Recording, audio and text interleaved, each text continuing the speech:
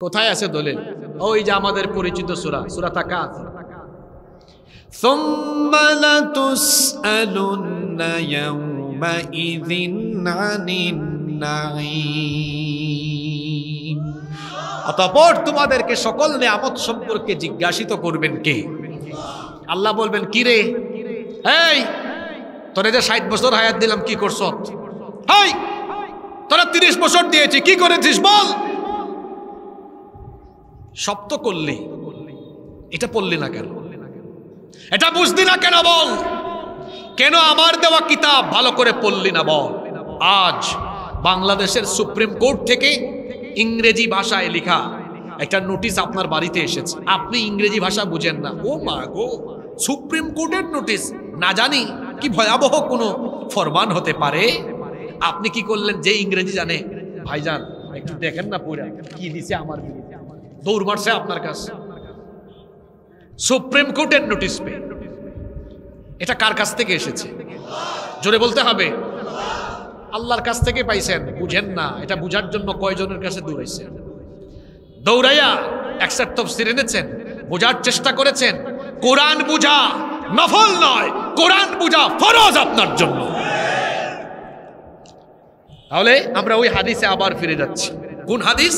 নবীজি বলেছেন, সায়াতি আলা উম্মতি জামান, শেষ জামানায় এমন এক সময় আসবে, ইয়াকথুরু ফীহিল কুররা, কোরআনের পাঠক বাড়বে, কিন্তু ওয়ায়াকিল্লুল ফুকাহা ওয়া ইউকবাদুল ইলম, কোরআন বুঝে এমন মানুষের সংখ্যা কমে যাবে, কোরআনের জ্ঞান উঠে যাবে। কোরআনের জ্ঞান আজকে উঠে গেছে বলে আপনারাও কোরআন বুঝেন না। এই জন্য মানুষ, আল্লাহ নবী অন্য হাদিসে বলেছেন, শেষ জামানায় এর কারণে মানুষ জাহেলকে আলেম বানায় বসবে। জাহেলকে কি বানায় বসবে? ইত্তাখাদান নাসু রুউসান জুহালা, মানুষ মূর্খকে আলেম বানায় ফেলবে। আজকে তাই হচ্ছে। কোরআন তিলাওয়াত সহি না, এমন ব্যক্তিকে বক্তা বানিয়ে মানুষ তার বক্তব্য শুনছে, তাকে বড় আলেম মনে করে বসেছে। আজকে তাই হচ্ছে। আল্লাহ নবী বলেছেন, ওরা নিজেরা পথভ্রষ্ট, তোমাদেরকেও পথভ্রষ্ট করবে। যেমন ভাবে, একটা উদাহরণ দিই আমি। একজন হাতুড়ে কিংবা একজন পড়াশোনা না জানা ডাক্তার, তার কাছে গেলেন, তার কাছে গেলে রোগীর রোগ কমবে না আরো বাড়বে? জোরে বলেন। পড়ালেখা না জানা ডাক্তারের কাছে যেমন গেলে রোগীর রোগ বাড়বে, ঠিক তেমনি কোরআন হাদিসের জ্ঞান নাই এই রকম জাহেলের কাছে গেলে পরে মানুষ দিনের পথে আসবে না, আরো পথভ্রষ্ট, আরো গুমরাহ হয়ে যাবে। আজকে তাই হচ্ছে। কষ্ট হচ্ছে নাকি আপনাদের?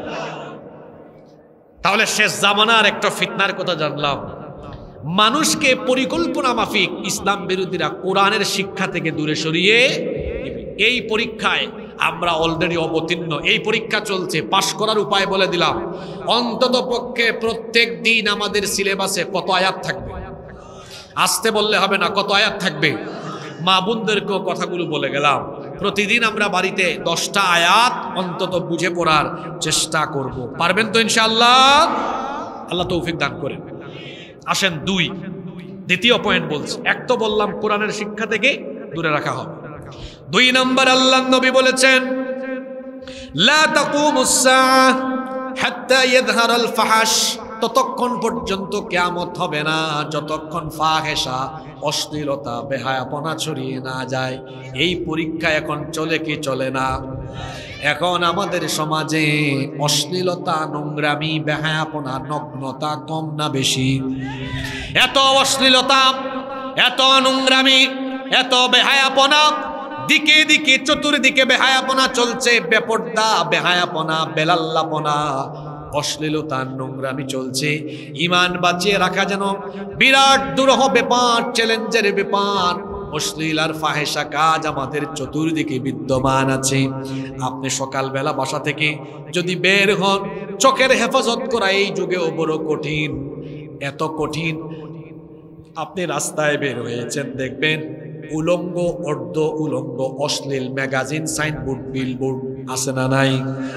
ঘুম থেকে উঠে একটু দেশের খবর জানবেন, পত্রিকা হাতে নিয়েছেন, সেখানেও দেখবেন বিভিন্ন নগ্ন নগ্ন অর্ধনগ্ন ফটো দিয়ে বসেছে। পত্রিকায় এখন বিনোদন পাতা ঢুকিয়ে দিয়েছে। কোথায় যাবেন আপনি? একটু বিশ্বের খবর জানবেন, সোশ্যাল মিডিয়ায় ঢুকবেন, ইউটিউবে যাবেন একটা ভালো ভিডিও দেখার জন্য। দেখবেন ভালো ভিডিও যদি থাকে একটা, নিচে থাকবে খারাপ ভিডিও আরো 3টা। এটা বড় চ্যালেঞ্জের ব্যাপার এখন। নিজের চক্ষুকে হেফাজত করা, অশ্লীলতা থেকে নিজেকে বাঁচিয়ে রাখা, বেহায়াপনা থেকে নিজেকে বাঁচিয়ে রাখা, এটা এই শেষ জামানায়, আখিরি জামানায়, ফিতনার জামানায় কঠিন না সহজ? নিজেকে অশ্লীলতা থেকে বাঁচানো এখন কঠিন না সহজ? দিকে দিকে চলছে অশ্লীলতা, দিকে দিকে চলছে বেহায়াপনা।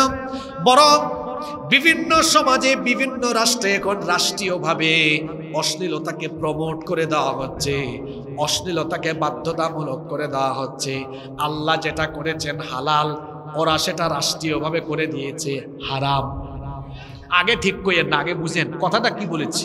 আল্লাহ যেটা করেছেন হালাল, এখন মানুষ অনেক জায়গায় রাষ্ট্রীয়ভাবে ওইটা করে দিয়েছে হারাম। আল্লাহ করেছেন হারাম, তারা করেছে রাষ্ট্রীয়ভাবে হালাল। কিছু উদাহরণ দেই। আল্লাহ তাআলা নিষেধ করে দিয়েছেন মদ। ও বাবা গো, যারা বলতেছেন না তাদের জন্য কি সীমিত পরিসরে জায়েজ নাকি মদ?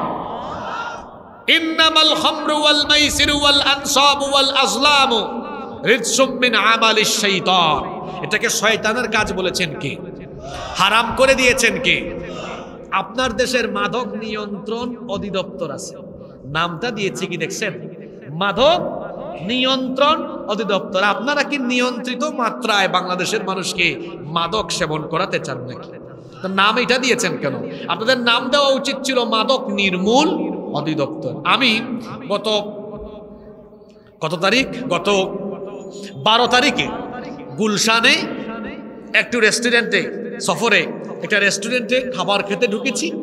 এখন গুলশানে দেখি এক রেস্টুরেন্টে সামনে লেখা আছে এখানে বারের জন্য লাইসেন্স প্রাপ্ত এই প্রতিষ্ঠান, বারের জন্য লাইসেন্স প্রাপ্ত।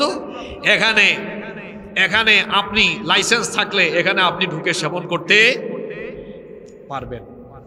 তাহলে দেখেন আল্লাহ যেটা করেছেন হারাম করে দিয়েছে এটা। আপনাদের দেশে যদি কেউ 17 বছর বয়সে, 16 বছর বয়সে বিয়ে করে, কি হবে তার?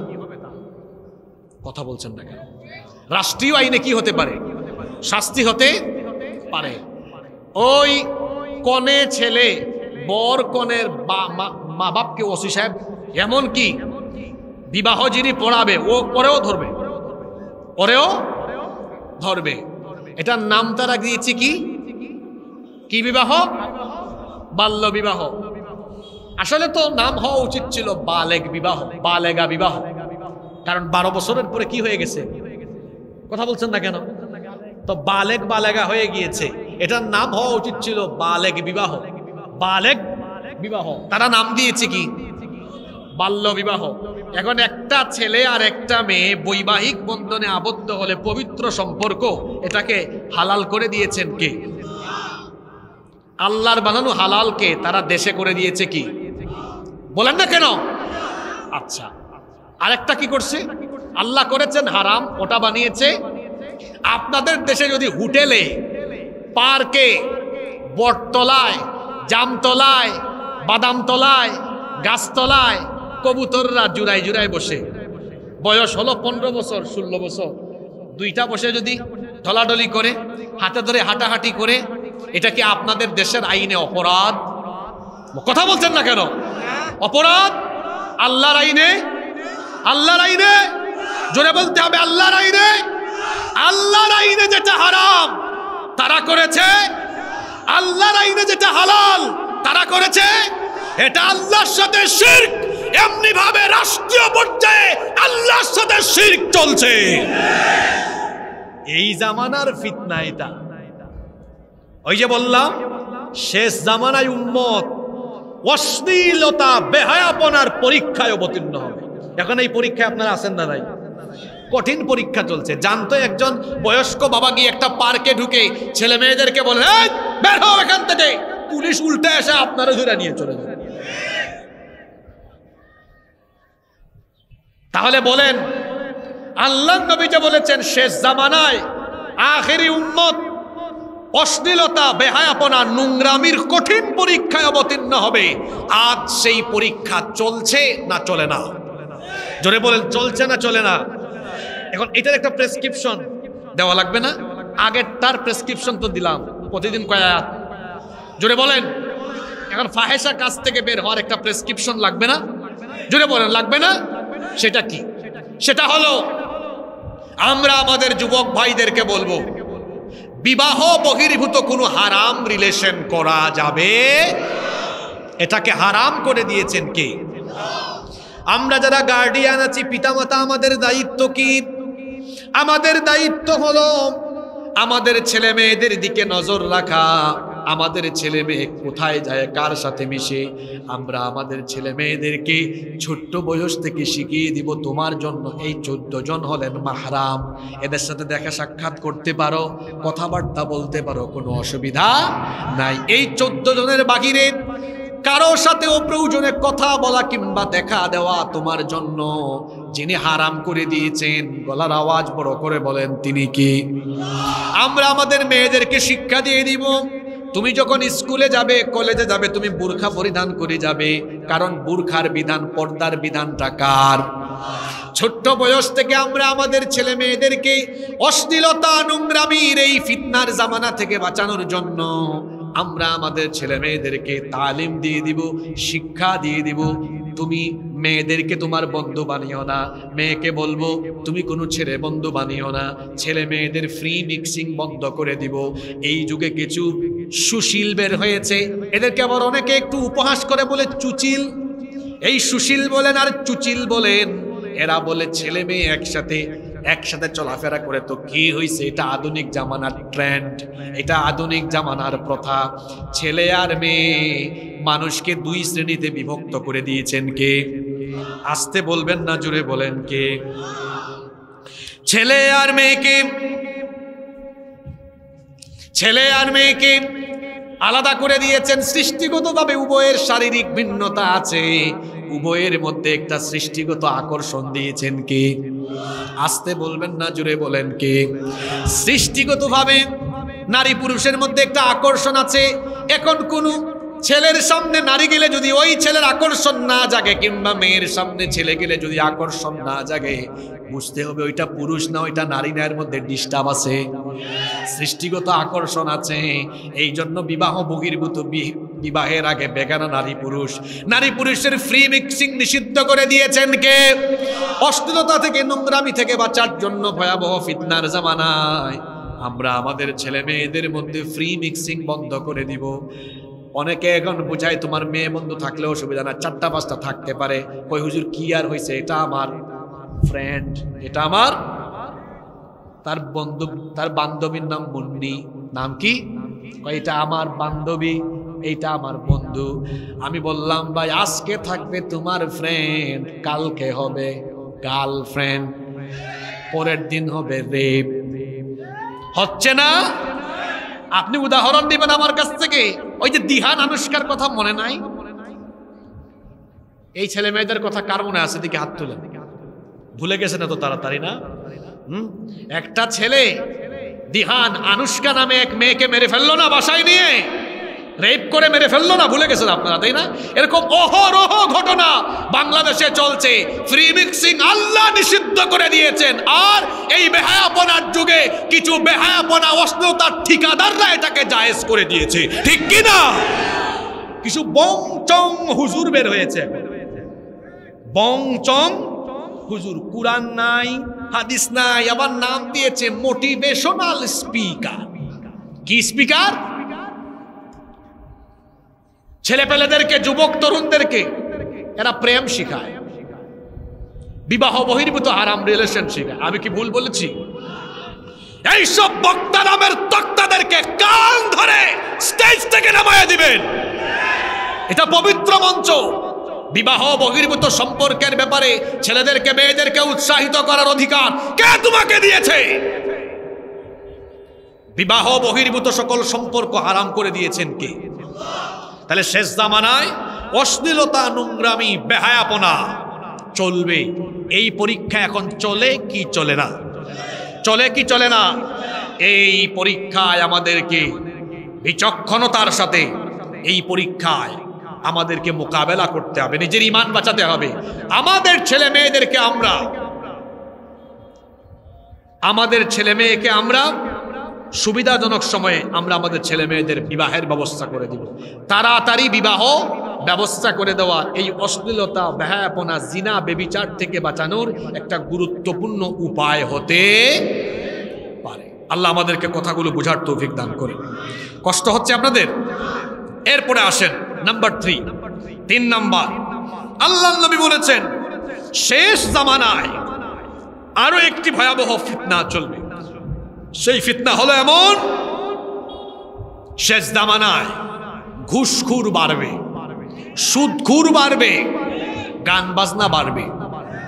সুদ তো এখন নাই গো, সুদ এখন নাই। আমার দেশে এমন বহু মানুষ আছে যারা আজান হলে নামাজের একদম সামনের কাতারে থাকে, আবার এরা এলাকার সুদের লিস্ট করা হলে সুদি কারবারেও এদেরকে সামনের কাতারে বসানো লাগবে। সুদ একটি ভয়াবহ মারাত্মক কবিরা গুনাহ। আল্লাহর নবী বলেছেন যে ব্যক্তি সুদ গ্রহণ করলো, সুদের সাথে সম্পৃক্ত থাকলো, আল্লাহর নবী বলেছেন সুদের তো 70টার বেশি গুনাহ আছে, তার মধ্যে সর্বনিম্ন গুনাহ হলো নিজের মায়ের সাথে জিনা করা। আবার অন্য হাদিসে এসেছে নবীজি বলেছেন যে ব্যক্তি মাত্র 1 দিরহাম সুদ গ্রহণ করলো, কত দিরহাম? আরো জোরে বলেন কত দিরহাম? যে ব্যক্তি 1 দিরহাম সুদের কারবারের সাথে যে কোনোভাবে সম্পৃক্ত হলো, ওই ব্যক্তি 36 বার জিনা করার সমান অপরাধ করলো। কতবার? সুদ এখন আছে না নাই? আর ঘুষ তো নাই। এটার নাম দিয়েছে অনেকগুলা। নাম দিয়েছে কি জানেন? টেবিল মানি, স্পিড মানি, নাম দিয়েছে বকশিস, নাম দিয়েছে কমিশন। আর কোন নাম আছে নাকি? হাদিয়া, ঠিক আছে। তারপরে নাম দিয়েছে চায়ের পয়সা, পানের পয়সা। স্পিড মানি, টেবিল মানি কেন? মানে যত স্পিডে আপনি আমারে দিবেন অত স্পিডে কাজ শেষ হয়ে যাবে। ঘুষখোরের জন্য জাহান্নাম হারাম করে দিয়েছেন কি? ঘুষ চলছে, ঘুষ ছাড়া যেন এখন কোনো কাজ হয় না। ফাইল এক টেবিল থেকে অন্য টেবিলে যায় না। তারপরে কি? গান আর বাজনা। এটা তো এখন প্রতিটি পরিবারে বাধ্যতামূলক হয়ে গিয়েছে। তাদের গান বাজনা ছাড়া বিয়ের অনুষ্ঠান উদ্বোধনী হয় না। ঠিক আছে কথা? আপনারা খুব ভদ্র মানুষ, যেটা করেন ওইটা আবার ঠিক বলে স্বীকার করে ফেলেন। বেশিরভাগ মুসলিম পরিবারে এখন বিবাহের অনুষ্ঠান আরম্ভ হয় কি দিয়ে? আচ্ছা, বিবাহ কি শুধু সামাজিক অনুষ্ঠান না ইবাদত? জোরে বলেন, শুধু কি সামাজিক অনুষ্ঠান না ইবাদত? এটা শুধু সামাজিক অনুষ্ঠান নয়, এটা হলো একটা ইবাদত। এখন বিয়ের মতো একটা ইবাদত, একটা পবিত্র কাজ আরম্ভ হচ্ছে গান বাজনার মতো অপবিত্র জিনিস দিয়ে। একটা ছেলে আর মেয়ে যখন বৈবাহিক জীবন আরম্ভ করে, তখন তাদের দাম্পত্য জীবনের শুরুতে তারা এই অপবিত্র গান বাজনা দিয়ে তারা তাদের দাম্পত্য জীবন শুরু করলো। আল্লাহর কসম, প্রোডাকশন হিসাবে এদের ঘরে যে ছেলে মেয়েগুলো আসবে, এগুলো থাকদিরা দিন দিন ঝাঁকানাকা মার্কা সন্তান হবে। কারণ শুরুটা তো ভালো ছিল। তাহলে এই ফিতনায় পড়লাম আমরা। প্রেসক্রিপশন কি? প্রেসক্রিপশন হলো আমাদের প্রত্যেকের ঘরে গান বাজনাকে আমরা চূড়ান্ত ভাবে নিষিদ্ধ করে দিব। পারবো কিনা? সুদ, ঘুষের সাথে কোন ধরনের সম্পর্ক রাখা যাবে? কয়টা পয়েন্ট বললাম? এই তিনটা কি এখন চলে না চলে না? জোরে বলতে হবে, চলে না চলে না? 4 নাম্বার, নবীজি বলেছেন শেষ জামানায় ফিতনার আরেক জায়গা হবে মসজিদ। ফিতনার জায়গা হবে কি? এখন আপনারা আমাকে বলেন, মসজিদ কি ফিতনার জায়গা না ইবাদতের জায়গা? আল্লাহর নবী বলেছেন লা তাকুমুস সাআহ ততদিন পর্যন্ত কিয়ামত হবে না। হাত্তা ইয়াতাবাহান নাসু ফিল মাসাজিদ, যতদিন না মানুষ তাদের মসজিদ নিয়ে পরস্পর বড়াই করবে, গর্ব করবে, অহংকার করবে। দেখেন আজকে এটা শুরু হয়ে গিয়েছে। এক গ্রামের মানুষ অন্য গ্রামের মানুষের সাথে মসজিদ নিয়ে বড়াই করে, গর্ব করে, বলে তোমাদের মসজিদ হলো 60 লক্ষ টাকা দিয়ে বানানো, আমাদের মসজিদ হলো 1 কোটি টাকা দিয়ে বানানো। এই রকম পরস্পর প্রতিযোগিতা চলে, গর্ব চলে, বড়াই চলে, অহংকার চলে। আল্লাহ নবী বলেছেন এদের মসজিদগুলো বাহিরে হবে সুন্দর, বাহিরে হবে ফিটফাট, মসজিদের ভিতরের অবস্থা হবে সদরঘাট। এত সুন্দর সুন্দর মসজিদ, শেষ জামানার মসজিদ সুন্দর কিন্তু মুসল্লি অসুন্দর, ব্যবস্থাপনা অসুন্দর। আল্লাহ নবীর সময় মসজিদ ছিল কাঁচা, মুসল্লি ছিল পাকা। আর আমাদের মসজিদ হয়েছে পাকা, মুসল্লির অভাবে মসজিদ পড়ে থাকে এখন ফাঁকা। তো বললে তো রাগ করে ফেলবেন, এখন তো মানুষের অভাব নাই। দেখা যাবে 20 মিনিট পরে আসরের নামাজে কয়জন পাওয়া যায়। ওইটা হলো ইমানের আসল পরীক্ষা। ওয়াজ শোনা হলো নফল, আর নামাজ আদায় করা হলো। আর জুড়ে বলেন, আমার দেশের মানুষ নফলের দিকে বেশি না ফরজের দিকে বেশি? ওরে বাবা রে, নফলের দিকে বেশি। আবার যদি বলেন ভাই আপনি জান্নাত চান কিনা, 1 টাকা তো নিচে থাকবে না। দেখেন একটু দেখাই কারা কারা জান্নাত চান। জান্নাত তো সবাই চান, হাত নামান। যদি বলেন আসেন ভাই মসজিদে যাই, কয় আমার একটু ডিস্টার্ব আছে, লুঙ্গিতে কাপড়ের সমস্যা, কাপড় ঠিক নাই। তো ঠিক নাই, ওটা পড়ছেন কেন? আছে না নাই? একটা তালাবদ্ধ বাড়ি, তালা দেওয়া, ওটাতে ঢুকতে কি লাগবে? জোরে বলেন কি লাগবে? আপনারা তো জান্নাত চান, আল্লাহ বানিয়েছেন আপনাদের জন্য, আল্লাহ দিতে চান। আল্লাহ ডেইলি আপনাদেরকে তার কাছে মসজিদে আল্লাহ ডাকেন, তার পায়ের কাছে আল্লাহ আপনাকে ডাকেন কয়বার? জোরে বলেন কয়বার?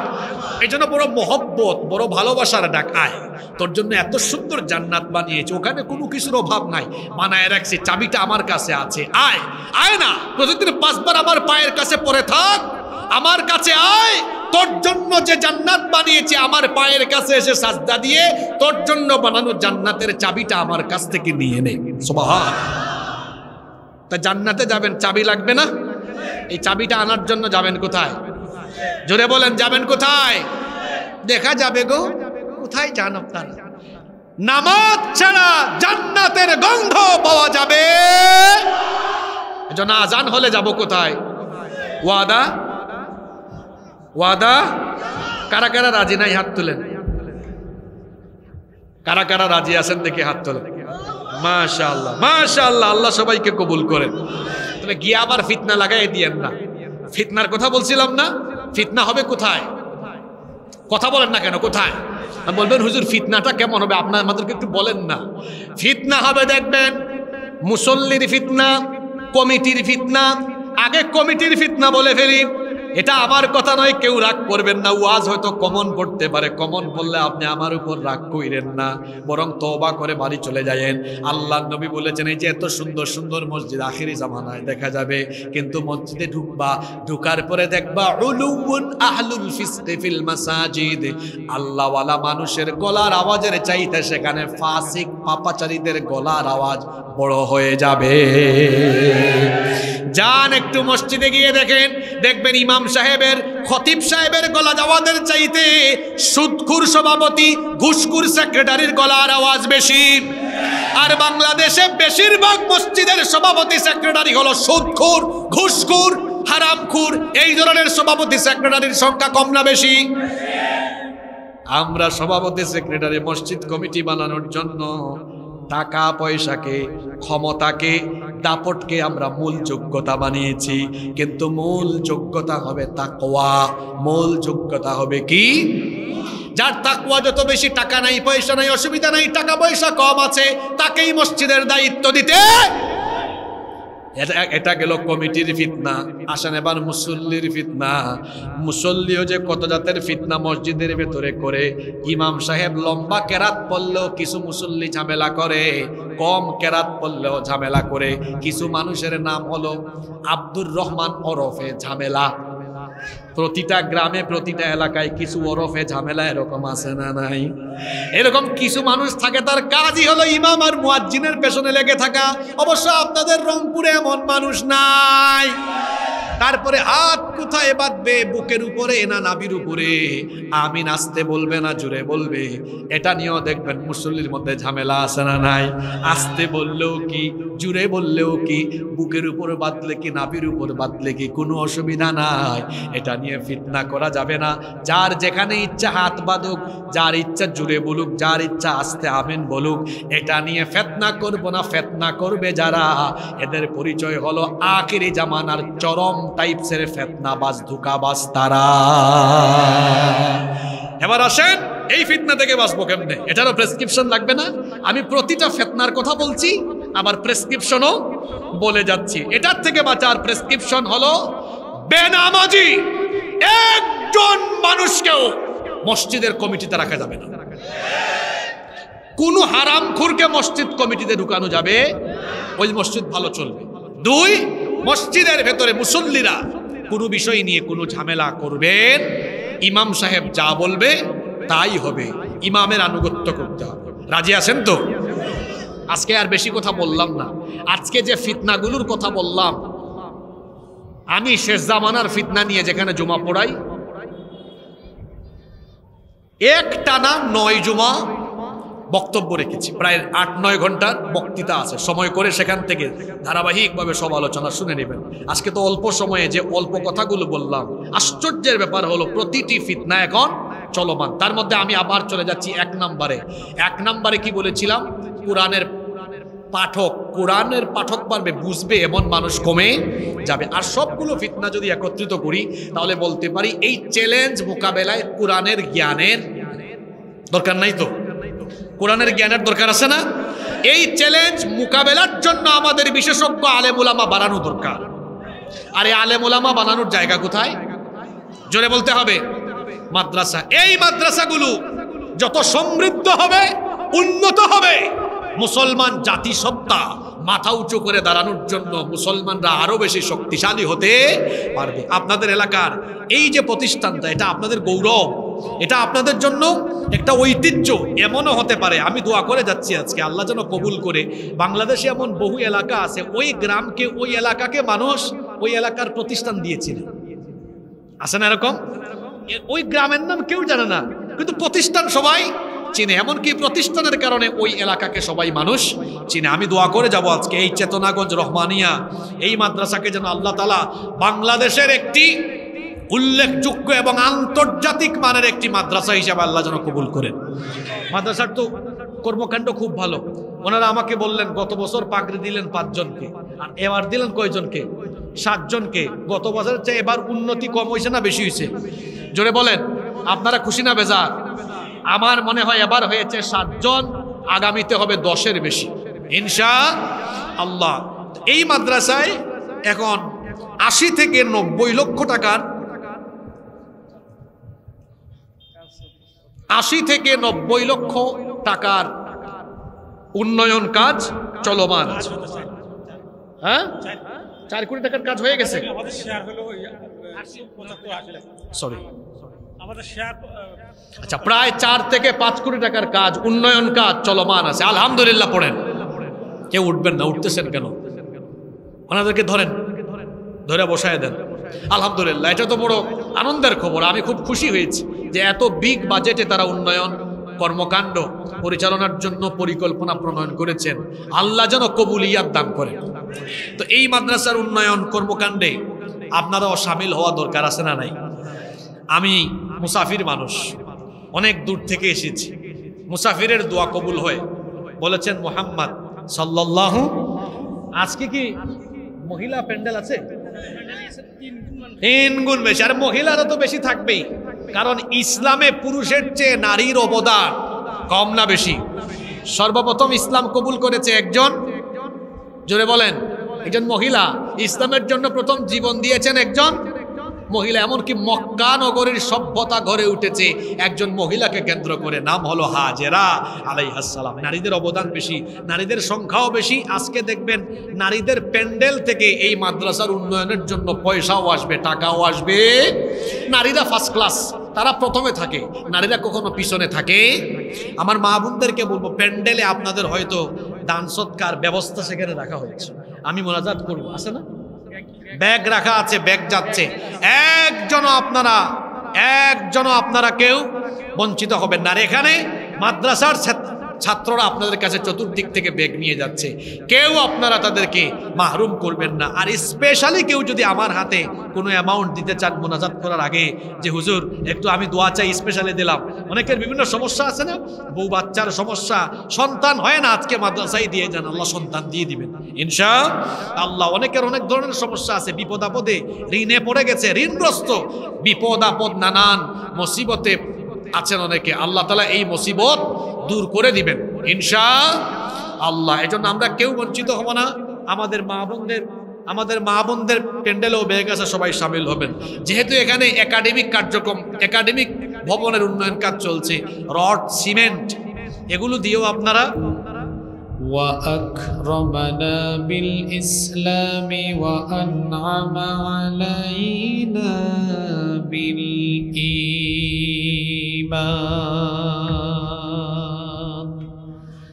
نستغفره ونتوب إليه وأشهد أن لا إله إلا الله